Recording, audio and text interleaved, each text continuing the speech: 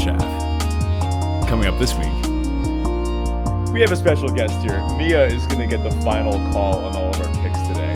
That's right. Yeah. No pressure. I know everything.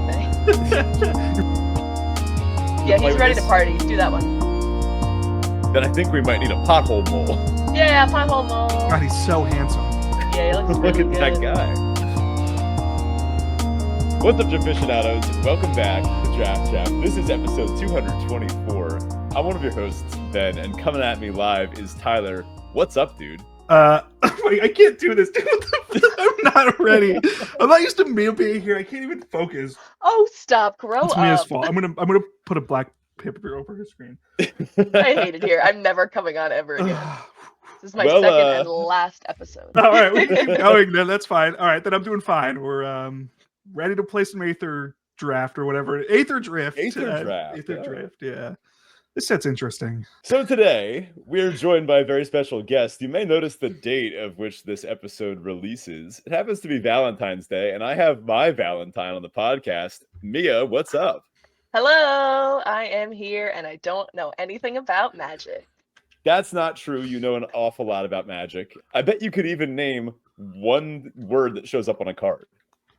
Raven Inspector. Oh my God. Whoa, okay, whoa, we got a full name drop too. That wasn't even See, just one. I was expecting like land or like the word the. Planes. There we go. I have oh my to, God, I have she to even pay my knows- respects to Thraben every time I go over She to even Ben's knows how to apartment. cast a Thraben Inspector. Like, Well, it's like, yeah, like when you walk into Ben's house, you like bow to his giant poster next to the door. I do. I say, hi, Ben. Hi, Thraben. Okay, very respectful. yes, Mia was very kind and has confirmed that Thraben Inspector will remain on our walls forever. Mhm. Official. A Yeah. shrine. And this is on a podcast, and you can't take it back because it's enshrined in the internet forever. Legally. Anyway, Uh-huh. Mia, thank you for joining us for an Aetherdrift live draft today. Psyched to be here. Tyler's having a hard time, but everything else is great. Yeah, I'm struggling. It's okay. It's hard enough to talk to you, and it's really hard to talk to two people. It's literally twice as difficult. Twice as much thinking. Yes.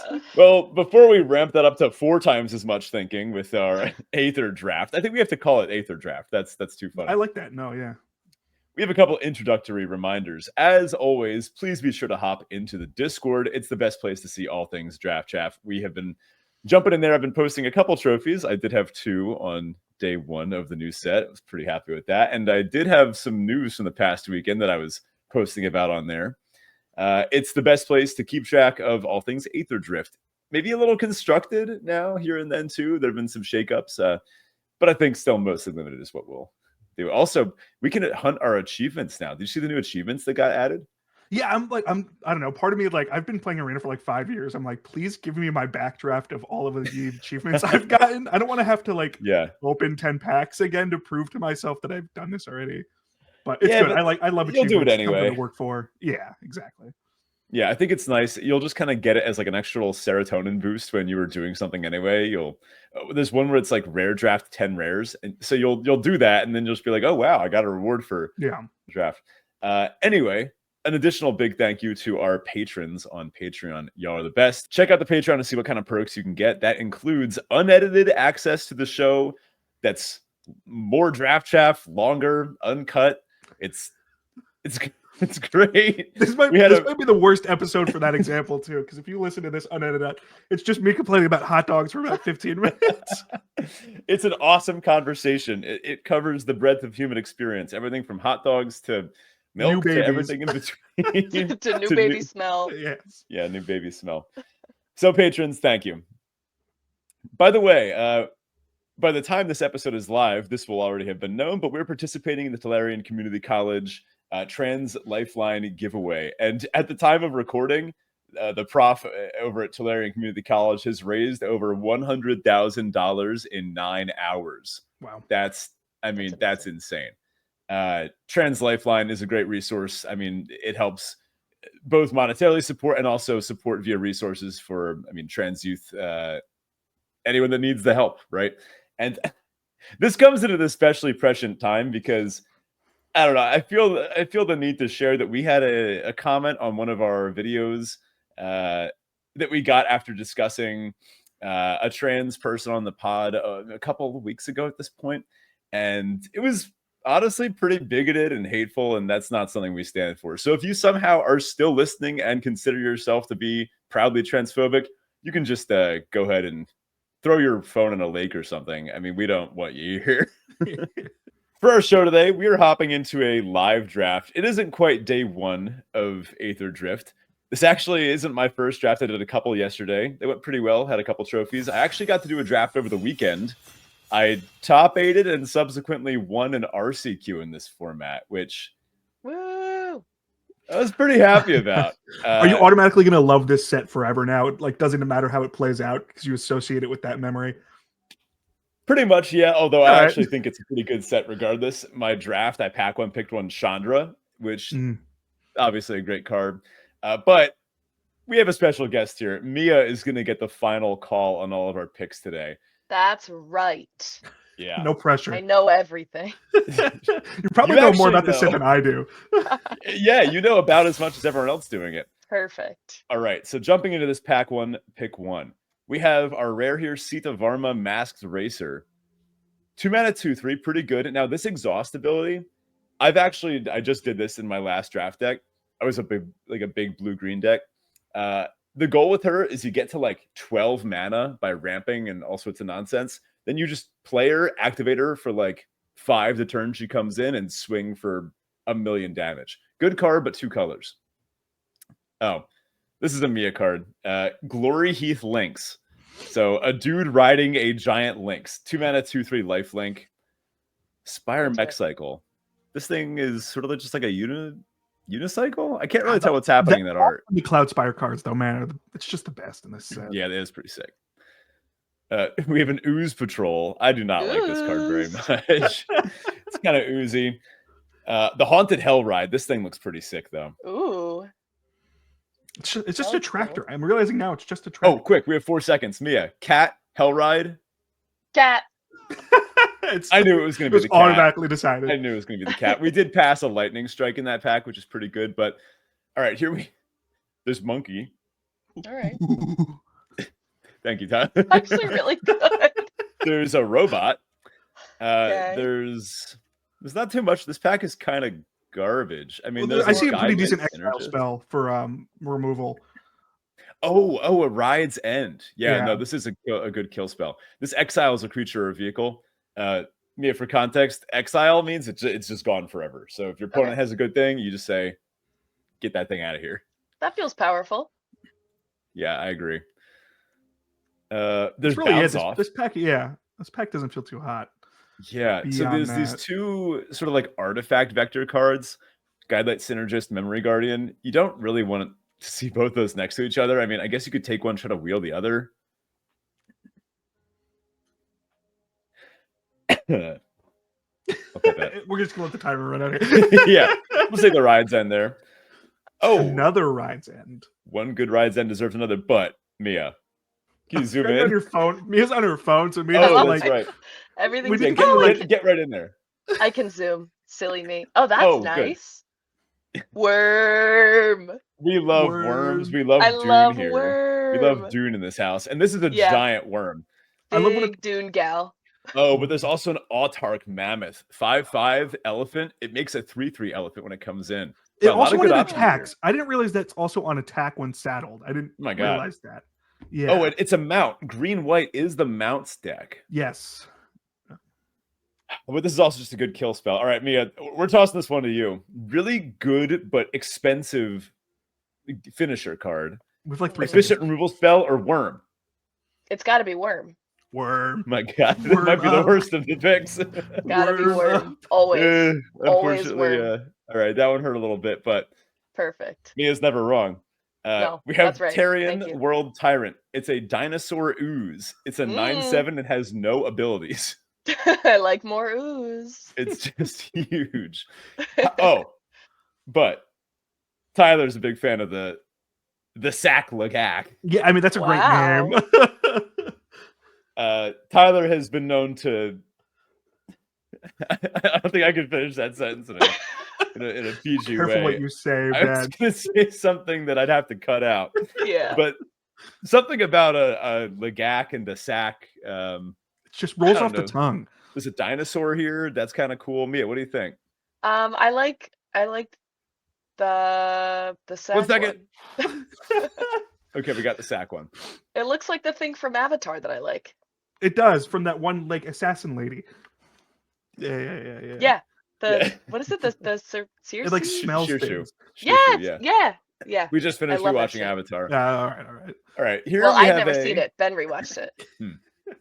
We have a stock up. This card seems kind of sick. 3 mana, look at the top 5, put 2 in your hand, rest on the bottom. It's so good and limited. Defend the rider. This is 1 mana for an instant. Permanent you control gets hexproof and indestructible. That's pretty good. Or you make a pilot, which is decent in a mount deck. You know, like I think people forget that pilots also crew mounts. Yeah.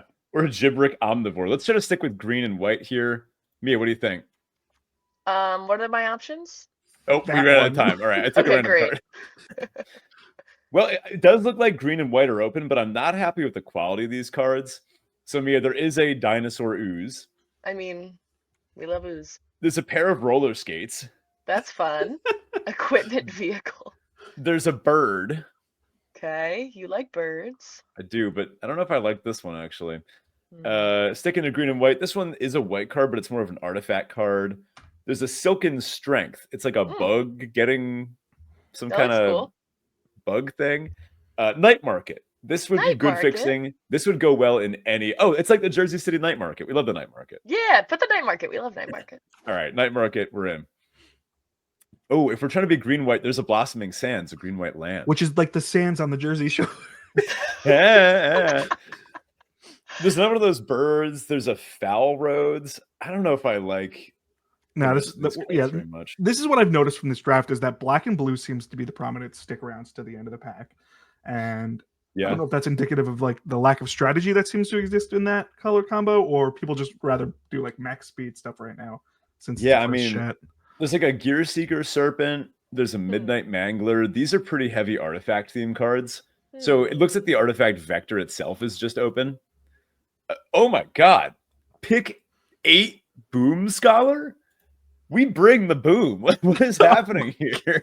We're just talking about Costco, man. We were. We may have to pivot a little bit here off of white, but Boom Scholar is an insane card. It's a goblin. I mean, look at this guy. He's just got a barrel full of dynamite. Yeah, this is an extremely strong card. I've gotten to play he's ready to party. Do that one. Sweet. It's a great combo with Hazard of the Dunes. So red-green, the theme is exhaust. It's a vehicle set. It's a racing set. Obviously, exhaust matters. Cool. Hazard of the Dunes has a pretty expensive exhaust ability, and that's another Hazard of the Dunes. Wow. Whoa. Mia, I assume you need as many as you can get. Now, the Haunted Hell Ride, the Ooze Wheel, but yeah, let's get another Wurm in here. This is great. I love Magic. We have mana fixing here too. I mean, we really could lead it to Naya if we really want, because I do like the white cards we have at this point.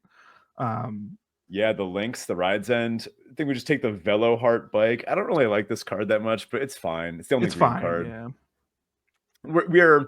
I can't really imagine this draft changing such that we didn't have green in our final deck, right? That's where I'm leaning to. Yeah, it's just let's lean into green and supplement where we can. Black seems to be pretty open. Yeah, the rat is here. It's a zombie rat too. Like this little 1/1 Death Toucher. I had this perform pretty well at the RCQ. I played it in my draft deck. This won me 2 games at pre-release too, because the games seem to go long, and that drain ability does pay off. All right, these cards are kind of just nonsense. Stall out, back on track. I'll take the back on track for the collection. Yeah, I don't know. It does seem like black is open to the right. I agree. No, take a little. Oh, little guy. Are flying squirrels related to possums?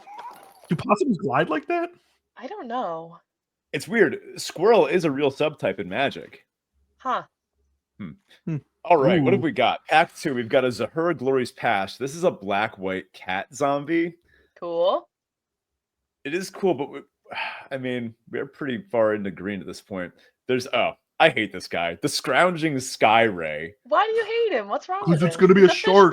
It should be a shark. Rays are functionally the same animals as sharks. They're like... God. Don't get them started. So closely related, and it's a fish. They should have just... Shark is a creature type. Okay, there's a Grease Wrench Goblin. If we're going to try to move into red-green, This has an exhaust ability, but so does the Greenbelt Guardian, and we know we're in green. Yeah. Greenbelt Guardian's so much better in my opinion here. Now, the only thing I actually think it compares to in this pack is the Stampeding Scurryfoot. This little mouse brings an elephant with it. This has been a really strong card. That's cute. Another black-white card. All right. Oh, quick, Mia. Mouse Jolly Green Giant. This one. I don't know what that means. The one that looks like the Jolly Green Giant. All right. So we're talking about playing Naya. Samut, the driving force? Is it Naya time? I think it has to be Naya time. But it isn't up to us, really. That's true. So Mia, Samut the driving force. Samut is one of the main characters in Magic, you could say. Although she's been desparked, so she's not a Planeswalker anymore. But I got to play with this card in pre-release, and it won me several games. It buffs all of your creatures. It could give them all up to +4/+0. Makes your non-creature spells cheaper. I can't imagine taking anything but this. And if we could wheel that Rugged Highlands, so we already have good fixing for Samut. We have the Night Market and the Blossoming Sands. Yeah, do it. All right. Slamming Samut. We are firmly committing to being some combination of red, green, and this white. Draft just feels like trying to convince me to pick the cards that we want to pick. Like we're like we're like, you guys are like, all right, there's like a land, or there's this really good thing that I want a lot with. Okay, well, like, right. I mean, here's a really good thing that I actually don't think we should take. Achik Emerald Radiant. I mean, this card is awesome. It comes in, it makes like 10 insects or something. We're just too far from it. Double black. That's not gonna. Double black. We can't cast that. There's a Windscarred Crag. There's a Rocketeer Boost Buggy. So a vehicle. Mia, I'm gonna without any influence, I'm just gonna let this one be up to you. We told you one card, and it's up to you. versus a Windscarred Crag. What do you think? Quick. First one. Okay. we got to be fast on the picks on these. This format is better for quick draft. You're spending the whole 40 seconds talking. Okay. What are we taking here? Leonin Surveyor, Thornwood Falls. Leonin Surveyor seems like. I mean, Broken Wings is better in this format than other formats. Are we committing to being base red green or base red white, or just whatever? I think whatever. I think the Leonin is better because it has Start Your Engines, which plays better than Smut. Like if we're going to lean into that vector, we're going to need to start pulling some cards that get that started sooner. And I like the Glory Heath links to just help us hit land drops too. Yeah. Oh, another Scurryfoot maybe? Yeah, because we are doing kind of an exhaust stub theme too. Yeah, we're doing like an exhaust Start Your Engines. Yeah. Judge's Insight doesn't seem great if you're not playing graveyard stuff. No. I don't even know what this card does. 3 mana 3/3. When the player casts a spell, if it's not their turn, it deals 4 to them. It also is an exhaust vector playoff. True. Maybe we try to wheel it. I think the Scurryfoot's actually just better. I think that's the safer pick. I think this might end up being the best green common in the set. I mean, this little mouse is just so good. Do the mouse. Mouse in the house. Yeah, I forgot we hadn't already taken one. That was our first. Here, sounds kind of a whiff. Yeah, no, not loving anything too much in this. I mean, there's an artifact that does exhaust stuff, but this one. Yeah, it's nothing crazy. Yeah, it's a pretty mediocre rate. Take like a 2 mana 4/1 no text. Or like I love the Tyrant just because it crews the best. It does do a good job of crewing. There's a Sky Seers here too. This card's fine. But it'd be better if we were in best of 3, but yeah. Yeah. Oh, I think we just hit a perfect card for this deck. If we're trying to hit our land drops, then I think we might need a Pothole Mole. Yeah, Pothole Mole. God, he's so handsome. Yeah, he looks really Look at good. that guy. I like how he has like, is that his nose on top of his head? Yeah, it's like a star nose mole. Yeah. It looked like a hat. I thought it was like a little hat at first. It could be a hat. It could be a hat. Yeah. Look at that guy in there. All right. Kind of a whiff here. Alacrian Armory is kind of a dud. Yeah, 4 mana for that. No, thank you. Carrying Cruiser is a good card. 3 mana 3/2 ETB, mill 2, then return a creature or vehicle, but we're not playing black. Judge's Insight's the only card we could cast here, and it's just not that good. I don't think the card matters here. No, I don't think the card matters in this one. There's a Start Your Engines artifact, but again, I don't think it really matters. Wow, another Night Market. Ooh, actually, a Windscarred Crag. Having access to both colors of mana seems pretty important. Definitely. Mia, but it's up to Mia. It is up to you. Yeah, it's up to me. Where would you rather travel to? Only a Windscarred Crag or a Night Market? Well, we already have Night Market, so do the Crag. You see, me as a good drafter, just instinctively. I think so too. What do these cards do? Oh wow, this is an exhaust. Wow, that art is sick. That's very Speed Racer. That's why I said I love the Cloudspire arts, man. All of them are just amazing. Very cool. Yeah. All right, let's take the Pace Setter Paragon. That's fine. We had another card in there that did start your engines too, but. How about another Windscarred Crag? Just a little additional fixing. Do we need it? We don't need any of these other cards. Yeah, these other ones are just never going in a deck. Broadcast Rambler. I guess that's technically playable, right? It's fine. I lost a game against it, so it's probably not great. A little bitter. Take that. Yeah, take the launcher. Yeah, with the end of the pack Chaff at this point. It doesn't matter what. All right, another Summit. Ooh. Valor's Flagship. All right. That looks All right, fun. just looking at this thing, it looks pretty sick. Yeah, that looks cool. 4 white for a 7/7 flying first strike lifelink crew 3. That can win you the game pretty easily, right? Do it. Don't have to tell me twice. I was gonna say we have one of my favorite cards in this though too. Is that the Beast Rider? Yeah, I love the Beast Rider. It really does feel like a rare. It does. What I didn't realize is that on turn 4, after you've played it, you just get to attack with it basically for free. Like they can't block it unless they have a Death Toucher or something, and then it untaps itself. It's just such a free attack. Yeah. But I mean, I don't think we can pass Valor's Flagship. No. This is a 7-mana 7/7 flying first strike lifelink. Yeah.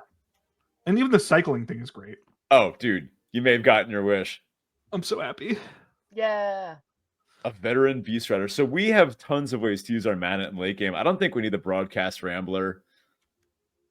These other things seem good, though. I don't think we need the Engine Rat in here anymore. I don't think we need the Tyrox either. I'm suspicious of Tyrox. Cards? Yeah. Huh, who knew?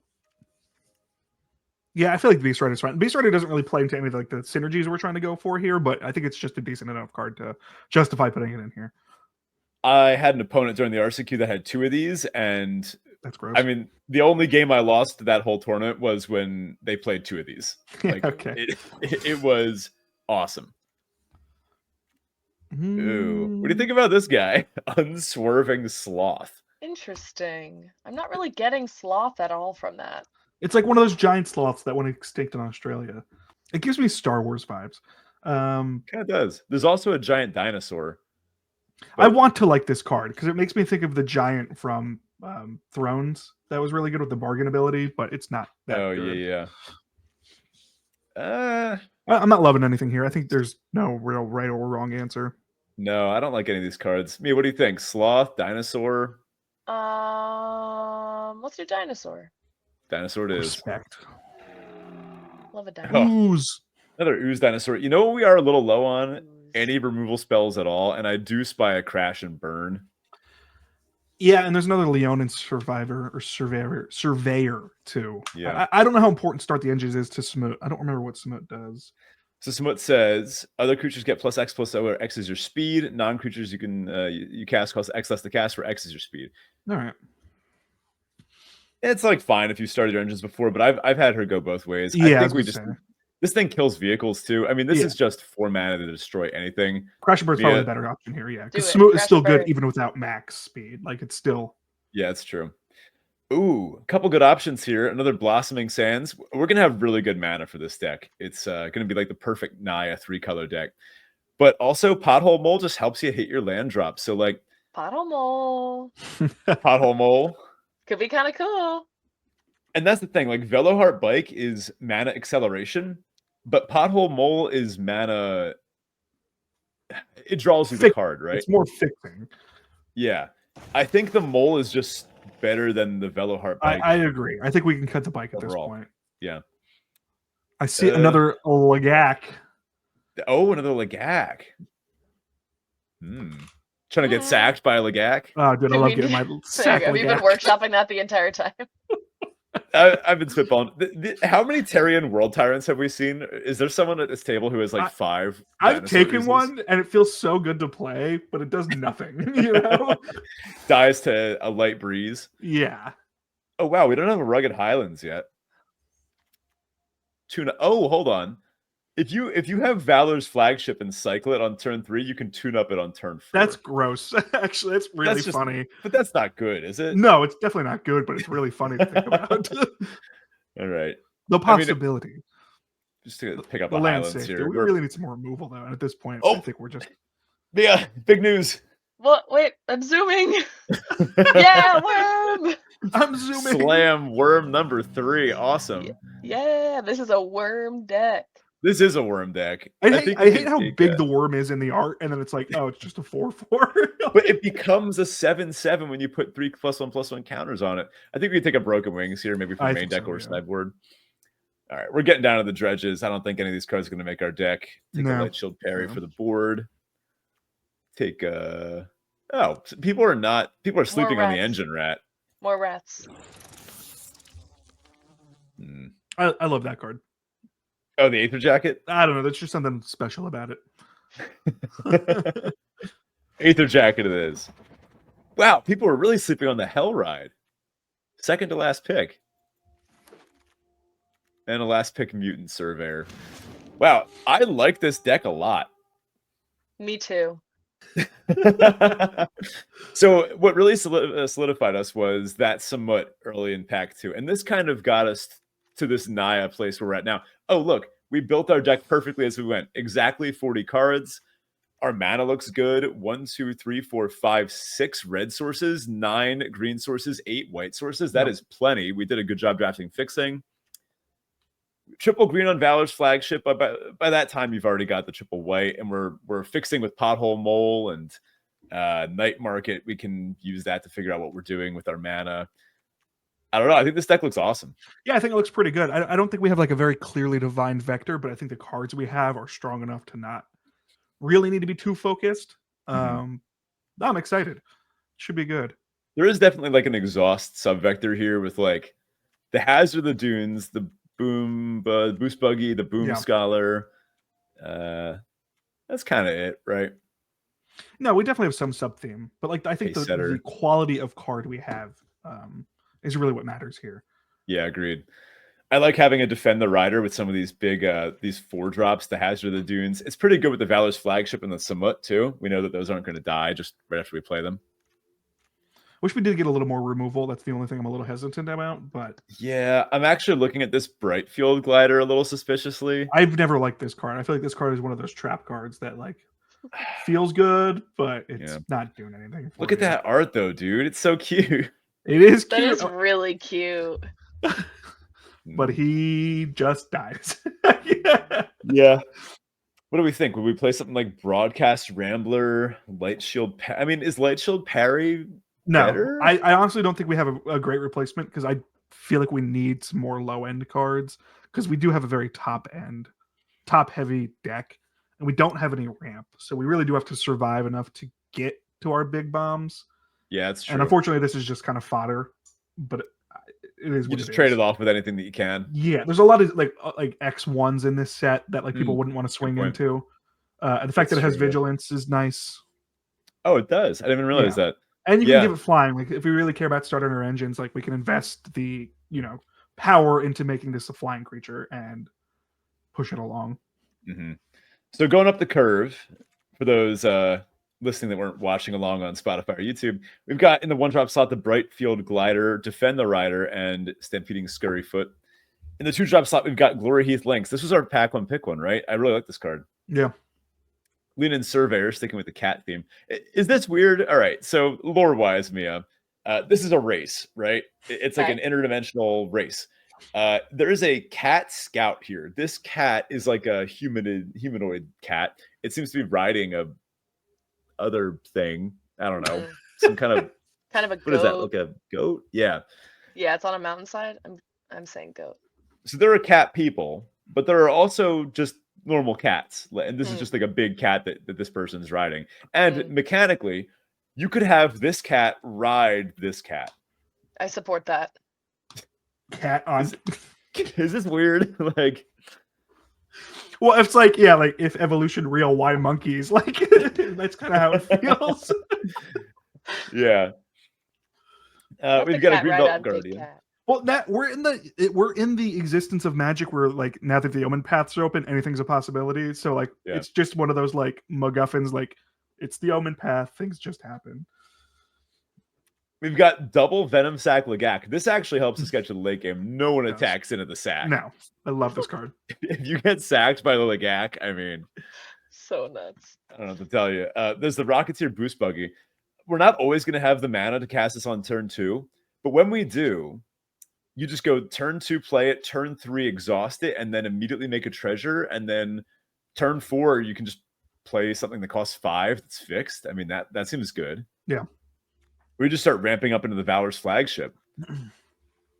We do have a good number of 3-drops. Pace Setter Paragon, Broken Wings, Double Pothole Mole. I love this card. It's going to help us hit our 4th, 5th, 6th land drops to actually resolve the Valor's flagship and the Samut.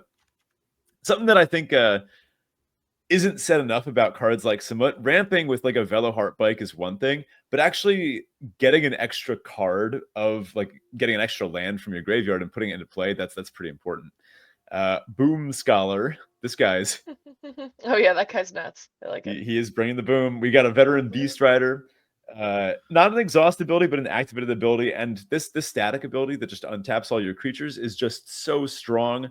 Really good with the Lagax. It means we can swing in with a 2-power Death Toucher and just not have to worry. Yeah. It's gonna get through. They're not gonna trade with it. And then we can saddle and mount everything we want and not have to worry about not having blockers.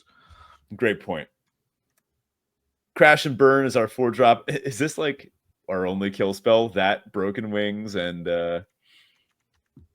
Ride's End? Yeah, wow. Wait, not to go off topic here, like the rating system they have for like the what is it, Channel Fireball? Who does the rating system on these cards? I think it's like Reed Duke and LSV. Okay. I thought they were all like numerals of like 0.5. So why does Crash and Burn have a 3.2? Is that something I just have missed in the past? This is totally literally no idea. But I always thought they were round numbers, and it's really bugging me right now. Weird. It's all right. We can continue with the actual analysis of this deck, but I had to point it out. You should read our article about how weird that is. Yeah, 3.0, 2.5, 3.2. Okay, there's 3.2. Okay, I feel. But why 3.2? Is that the only? Maybe it's supposed to be a 3.5. I have no That's idea. my guess. Yeah, it's fine. All right. Maybe someone. I mean, a 2 is just an upside down 5, right? Upside down and flipped. Sure. Yeah. Think about it. Think about it. Triple Hazard of the Dunes. I actually disagree with this 2.5 rating. I think this is actually better than that. I think this is a C or a C plus, like maybe even a 3.2. Format of 4/4 Trample Reach. It immediately stabilizes. It can immediately attack and push for your speed. I love this card. Yeah. Ride's End, a removal spell in the 5-drop slot, but that could really be in the 2-drop slot. And then in our top end, we've got a Migrating Ketradon, the 6-mana creature that gains you 4 life. You've got the Samut Driving Force, who we kind of built our deck around. And we've got a Valor's Flagship at the top of the curve. Our goal, the vector of this deck really is to just survive until you can resolve Samut or Valor's Flagship. And if you get either of these into play, you probably just win. Yeah. Samut is non-creatures spells. Oh, are you thinking what I'm thinking? Make the Valor's Flagship cost 3 mana? I just wanted to make sure I understood that right. Yeah. Because in theory, if you start your engines with Smut on turn... Oh, she's a 6-drop. I thought she was a 5-drop. Never mind. Yeah, well, we have the Lean and Surveyor. It would have been nice to have a few other ways to get your speed early, but you really do have to pick what vector you're committing to. I mean, Glory Heath Links, that's saying, have ways to crew. Same with the Venom Cycle Gak, Veteran Beast Riders to pay off. Rocketeer Boost Buggy, this is saying... I care about exhaust. So does Boom Scholar. So does Hazard. Speed is a separate vector. And all of these sort of play well on top of each other. I think this ends up just being a pretty solid Naya mid-range deck. Definitely. I'm excited to see how it goes.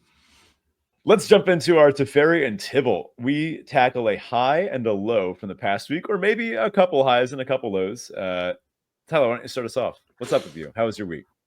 It's going. So I forget what day it was. I think it was last week. We had like that really bad snowstorm early in the morning. Schools were closed, works were getting canceled and stuff like that. And I'm supposed to get an alert from my job if the office building's closed. And I never received anything in the morning. I'm like, all right, this is weird. So I trucked through the storm, doing like 15 miles an hour on 80, the highway around here. And I get there and I'm the only person there, and dude, that's awful. And it's like you can't turn around at that point, right? Like you already like trucked through the snow, so I had to be the only one in the office and work and be sad. But it was kind of nice. It was kind of like liminal space, like alone in a big building like that. So that was fun. I'm guessing that's a Tibble. Oh, that was a Tibble. Yeah, that was awful. I hated myself for that. Teferi though was it was nice getting to hang out. You know, we did the Aetherdrift pre-release together. 3-0'd, by the way. Yeah, you did. It was good. I had a good time. Also, Civ 7 dropped, which is consuming a lot of my time. I miss my wife and kid. But it's been good. How's your week been? Oh, hold on. We're not done shouting out some of your Teferis. This dude had the most ridiculous pulls of the weekend. He just could not stop opening $50 bills in every pack that he opened. Like, yeah, after spending $100 bills, like, well, yeah, it all shakes out. Yeah. No, yeah, you're right. So I opened, I think I opened 2 Innistrad collector packs, and I pulled one of those full art, like secret layer looking Avacins in foil, and I was like, oh, I'm just gonna show this to Ben because I know he's gonna really want it. And then I slipped it into my binder to never see the light of day again. But yeah, we split a box of Aetherdrift collectors too, and I think I'm the only one that pulled anything decent out of that box. Yeah, did not come out ahead on that gamble. No, it was good though. You know, I love spending money and then opening packs, then never touching those cards again because I only play limited. Well, that's the thing. We spend so. This is better. We do this so infrequently, like once per set release, that this is like sort of the equivalent of like, why shouldn't I buy myself this little treat today, you know? And that's what I feel. I'm like, I'm going to clear my credit card debt because I know I'm going to Magic with Ben next week. Yeah, I get it. Yeah, so that was my week. How's your week been looking, Ben? It's been pretty good. I also had a Teferi of getting to hang out with you at the Aetherdrift pre-release. It was a good time. We got to see some friends, make some new ones. A quick adult beverage next door within 10 minutes before. And apple fritters. Don't forget about the apple fritters. The apple fritters. Yeah, those are good fritters. Oh, we have good. got to go to the Claremont. It's actually just a good restaurant. Yes. Yeah, I would love to. I've heard the best things from you. So good. You got to get a double date going. Definitely. Double date plus baby. Plus baby. Yeah, we'll see. Yeah, I'll get her a pint. Yeah. And then maybe we just pop next door for a little Magic anyway. I don't know. Who knows? If we're already there, we may as well. So that was a good time. All along. That was a good time. And then the big news was the Aetherdrift pre-release RCQ the next day. This was a great RCQ. It was it was at New World Manga Games in New Jersey. I was actually put onto the event because I saw a tweet by Nicole Tipple, who, you know, like Pro Tour, I think she was top 32 or something, like really, really good Magic player. I think this is just her LGS, and I think she might even work there. I don't really know. I didn't get to talk to her too much, but she was really sweet. Good to talk to. Just a great person to, you know, ask for advice about this sort of thing. But I was very happy that I saw her tweet because I did go 3-0, 6-0 in the Swiss, and then from there I double drew to get into top 8. I had a really good blue-red, like, you know how there's the rummaging sub-theme? Yeah. Really good blue-red looting rummaging sub-theme. But the joke was it was a looting deck. I actually opened Loot. I think Loot Exuberant Pathfinder. Is that what that card's called or something? I don't know if you've read the card. It's sometimes like, you see it's Ancestral Recall, and like, yeah, it's like, right? Yeah. It's like the repeatable exhaust. Yeah. Sometimes you see like a 5-mana 3-color mythic, and you're like, there's no way I'm splashing that in my RCQ deck. I need to be serious. But I splashed green in my blue-red deck, which made me throw up a little bit just thinking about it. But I mean, Loot, if you read the card, says you get to either Ancestral yourself, Black Lotus yourself, or Lightning Bolt your opponent. It's Green Lotus, though, right?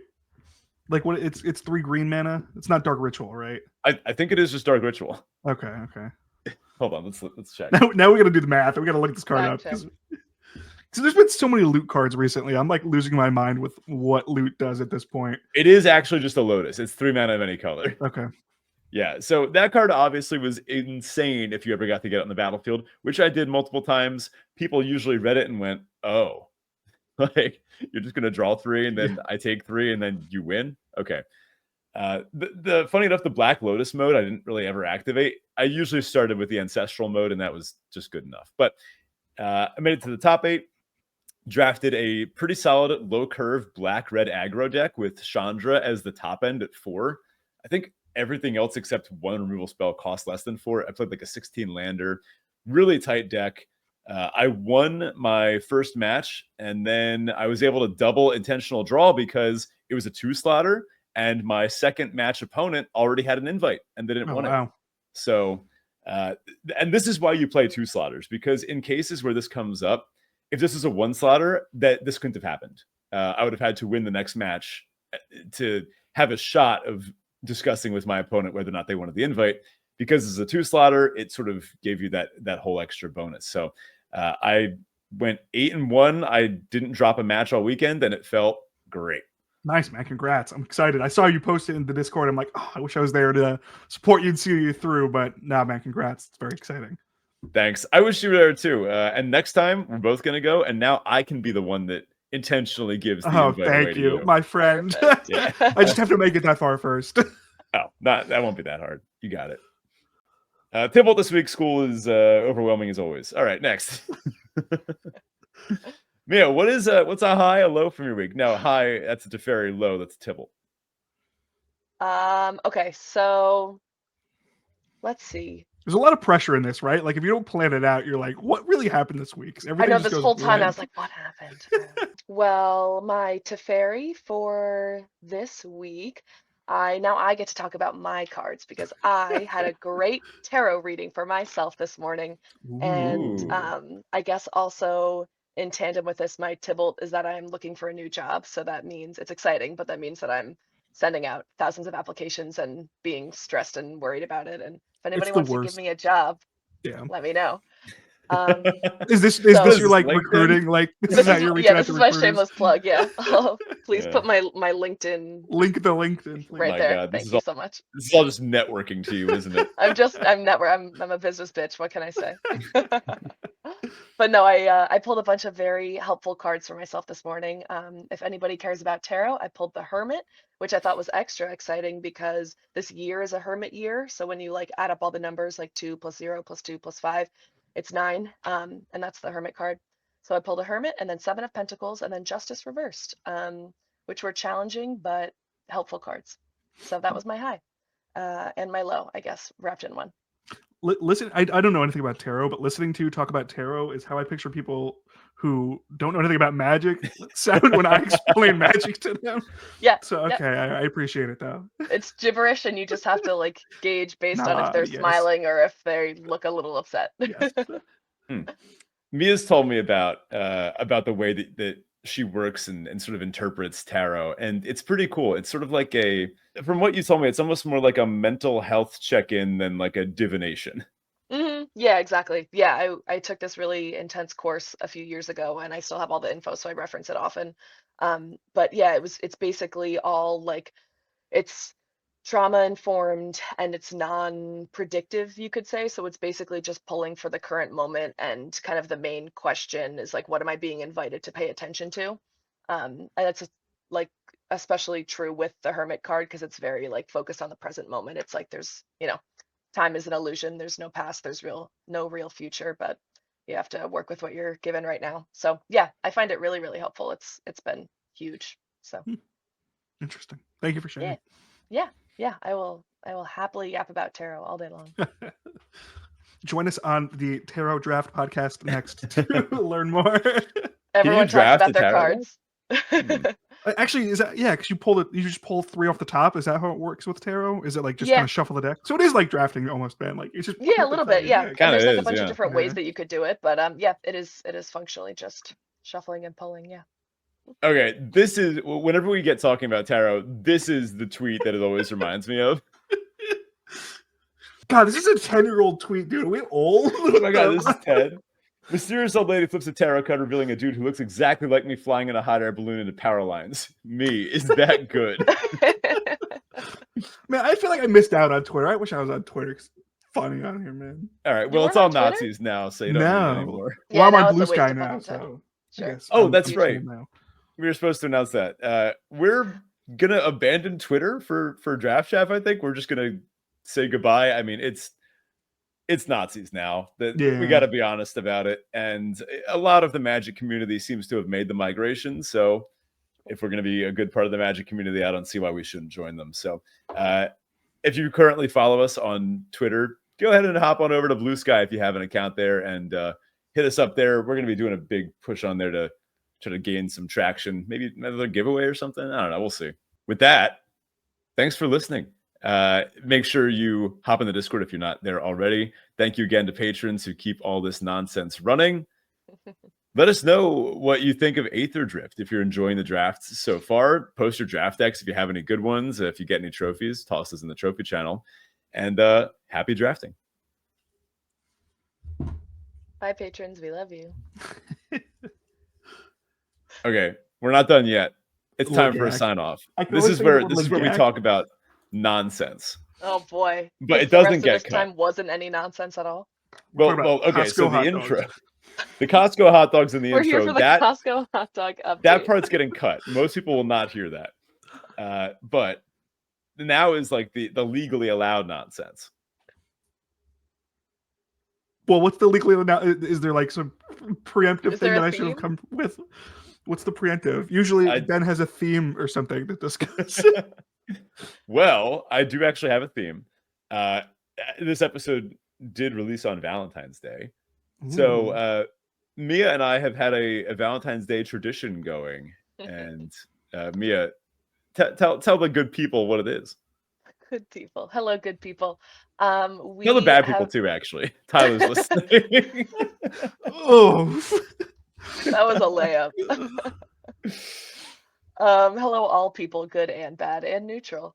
Ben and I have a very fun tradition of surprising the other person with something. Ben started this 3 years ago and gave me no details whatsoever. Ben loves a surprise and is good at keeping secrets. I love a surprise and I'm awful at keeping secrets, and I love spoilers.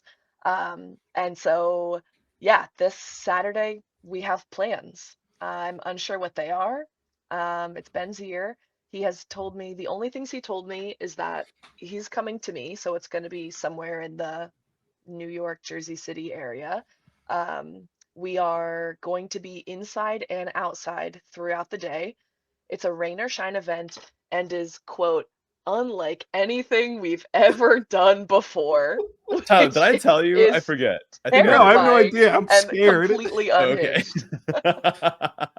I have no idea what to expect. We should call back to what we did before last year. Last year it was a spa spectacular. Yeah, last year I took Ben to one of those fancy spas where you just like migrate around all the different steam rooms and saunas and scrubs and such. It was very lavish because Ben's a teacher and never sleeps.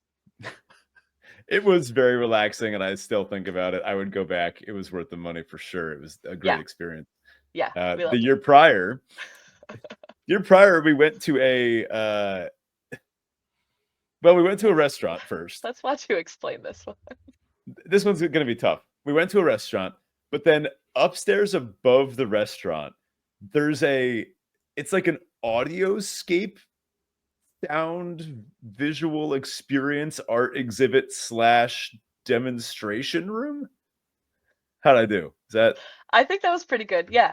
An immersive sound experience where you walk upstairs and you take your shoes off and you hand $5 to a stranger that's sitting there, and you go into what's probably just an apartment, and it's gutted. It's gutted, and there are like multiple rooms. There's a lot of incense burning and no ventilation at all. And they were blasting like frequencies, I guess. And so it was like really loud and like vibrating your whole body. So then, and then you there's walk like shit through projected on the walls. I feel like you're just describing like a weekend trip to my parents' house. So we're not this. I don't think we're doing this a lot of service. It was really cool. I need to express that it was awesome and we loved it and it was insane. You walk around and you can feel the vibrations like in your chest, and there's like art projected on the walls. And is this like a pop-up thing, or is this like an ongoing event? I would imagine it was a pop-up, considering it was literally in like a gutted, carpeted apartment in And it was like legal, and you just didn't like wander into like the back alley. That's what it felt like we were doing, which made it a cool experience. It was sort of like an underground speakeasy museum almost. Like I don't know. It was wacky. We had a good time. Let me just say, we're going to be topping that experience this year. It's going to be way wackier, way weirder. I'm scared for you guys. I don't know. Dude, I have no idea. And it sucks so much that Ben doesn't give me any reasonable details. I was trying to bug him the other day when we were driving. He was dropping me off at the train station and we were driving to school. So it was like 6:45 in the morning. And I was like, maybe I'll catch him in a moment of weakness now. And he was like, details will be provided as necessary. I can't keep a secret to save my life. I don't know how you do it, Ben. I buy a gift for my wife and I'm like, you want to know what I got you? I know, literally, me too. I have something cooking for Ben's birthday that's so sick. And I've been like shrieking about it and talking about it and like can't keep What is it? You'll find out in the future. You'll find out. Oh, you got any good Valentine's traditions? Got any plans? I've been with my wife for 13 years this upcoming Monday. Awesome. I don't think I've ever asked her to be my Valentine. I just learned that that's a whole thing.